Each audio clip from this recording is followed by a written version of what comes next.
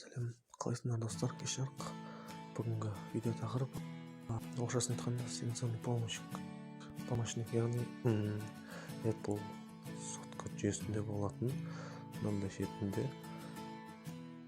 домалақ көмекші құралды қалай шығару керектігін көрсетемін. Ол үшін настройкаға барамыз.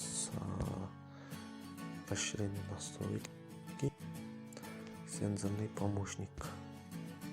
Қазір менде әрине қосылған, осыны бүйтіп қосылған екен, мынандай шығады. Бұны кез келген жерге ыңғайластырып та қойса болады.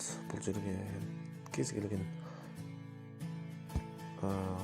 өзіңізге қажетті нәрселерді қоя аласыз. Ол үшін функция ярлыков лерден кез келген, мысалы назад дегенді алсақ, оның орнына интернет, плитоз, ориентация, фонарикті қоссақ болады. Управление одной рукой. Сонымен қатар өзімізге ең керекті приложениені де қоссақ болады.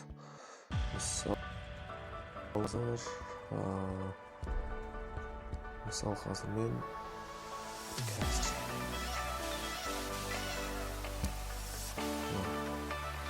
қояйын.